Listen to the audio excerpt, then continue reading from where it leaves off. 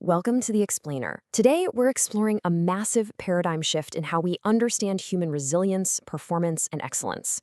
Look, if you've ever felt totally crushed by the pressure to succeed or just exhausted by the constant demand to bounce back, you are really going to want to pay close attention.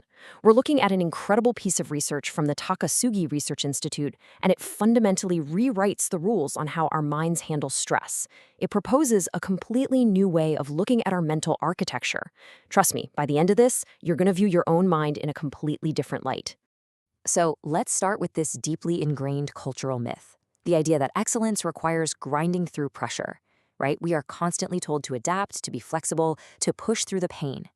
But the source material asks this profound philosophical question that literally stops you in your tracks.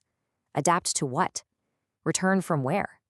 Adaptation is universal, sure, but what are we actually returning to when the stress is finally over? Are we just bending to fit our environments, or do we have an original, unbroken shape that we're actually meant to snap back to?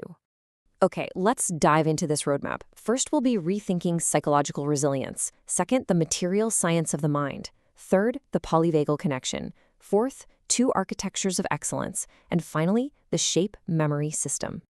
Starting off with Section 1, rethinking psychological resilience beyond flexibility. Moving right into Section 2, material science of the mind. Now, to really grasp this, we've got to completely rethink resilience. And this is where the Takasugi Research Institute does something absolutely brilliant. They argue that our conventional vocabulary of cognitive flexibility is fundamentally flawed. Why? Because flexibility is directionally neutral. If something just bends under a load, it has no guaranteed return. It might actually accommodate dysfunction by just staying bent. So they borrowed from the physics of shape memory alloys to give us a much better vocabulary. Let's walk through this conceptual ladder here. We start with flexibility, bending without a guaranteed return. Then we step up to elasticity, where a material deforms but autonomously returns to its baseline, kind of like a steel spring. But look at that third row, superelasticity. Think of this as our Trojan horse concept for understanding elite minds. If you take an eyeglass frame made of a superelastic alloy and bend it completely out of shape, the split second you let go, it snaps right back. It doesn't need to be told to return. Its structural baseline makes that return inevitable. In humans, this equates to a deeply cultivated stability. It's this extreme anti-brittleness where you can absorb massive stress and just naturally snap back to a calm, effective state. But the final step of the ladder, well, this is the real secret to this entire explainer. The shape memory effect. An alloy can be bent and seemingly locked into a totally deformed shape. It looks like it's completely forgotten its original form. But when you apply the right trigger, like say a specific temperature, it dramatically snaps back. Why? Because the original form was never destroyed. Not at all. It was held in the material's memory at the crystalline level, literally just waiting for the right conditions. Keep this concept in your back pocket because it changes absolutely everything about how we view psychological recovery.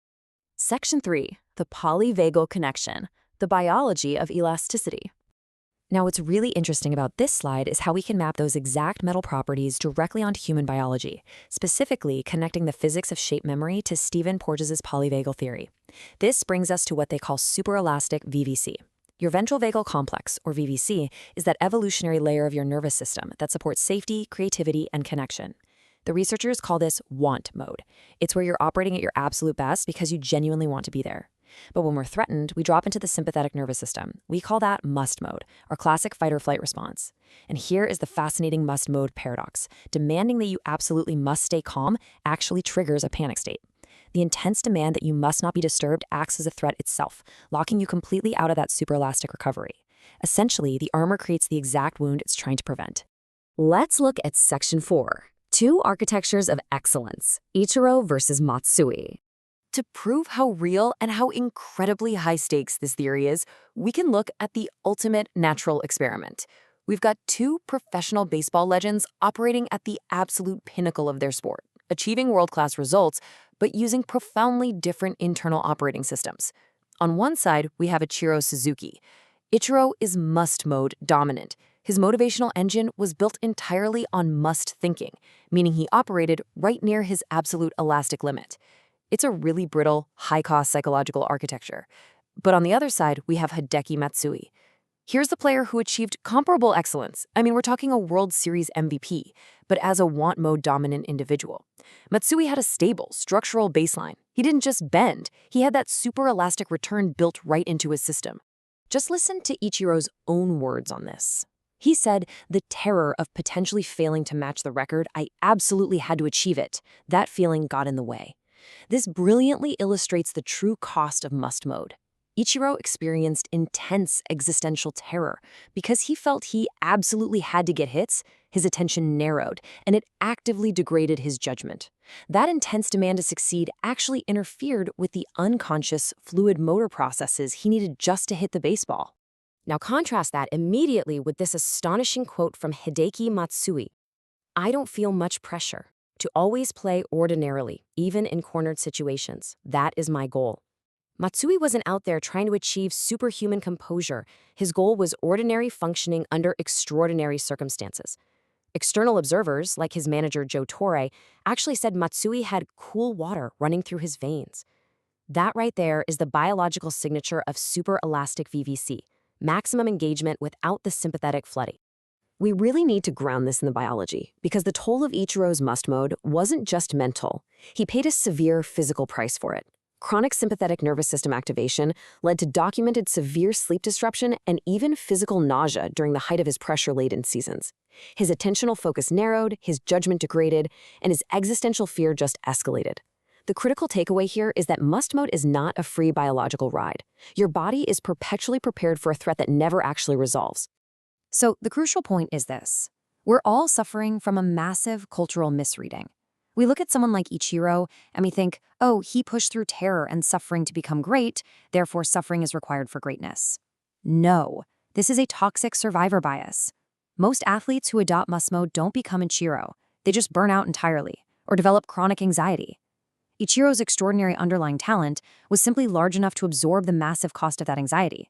In fact, Ichiro himself estimated that if he could have played without that heavy pressure, he could have hit around .300 instead of his actual .262 average in that state. Think about that. Must mode actually reduced his potential by around 15%. Grinding through pressure to achieve excellence is a myth. It's literally a tax on your potential. And finally, Section 5, the shape memory system, our ontological core. So what does this all mean for us as human beings? How can we actively achieve Matsui's superelastic state? If our want mode, that calm, creative, high-performing baseline, is our original form, how do we get back to it when we're deeply stuck in must mode? Well, just like that metal alloy needs heat to trigger its shape memory, we need precise coaching and therapeutic triggers. The research outlines several. First up is deep REBT, or rational emotive behavior therapy, to rigorously dispute our core must beliefs. Second is DAP, the direct access protocol, which uses direct physiological interventions to shift our autonomic state. Next, decisive safe attachment experiences, or relational encounters. Then OSR, ontological scenario restoration, which helps reframe our very existence and baseline structure. And fascinatingly, even extreme adversity can be a trigger. Sometimes when must mode reaches its absolute breaking point and collapses, the original perfect shape just spontaneously surfaces. And you know what's amazing? We see exactly this kind of spontaneous shape memory return in Ichiro himself. Listen to his own words describing a breakthrough moment where the tension finally broke. Something extremely heavy suddenly burst free. It was so enjoyable. If I could play like that, I could hit 300. Even after years of intense must mode overlay, his original want mode was never actually destroyed. When that heavy overlay momentarily dissolved, the shape memory activated instantly. The original form was always there. This brings us to the profound core of this entire framework. In traditional resilience, we're taught we have to build this whole new psychological armor to survive the world. But the science of cognitive elasticity tells us something entirely different and honestly, beautifully hopeful. Your innate, calm, high-performing want mode cannot be broken. It can be hidden, sure. It can be suppressed by stress, but it remains structurally intact within you. Recovery is always structurally possible. Because recovery is remembering, not reinventing. Your original form is already perfect. You just have to create the conditions to let it snap back. So what would change in your life today if you stopped trying to invent a new version of yourself and simply remembered the one that's already there? Thank you for watching The Explainer, and I really hope this changes how you view your own resilience.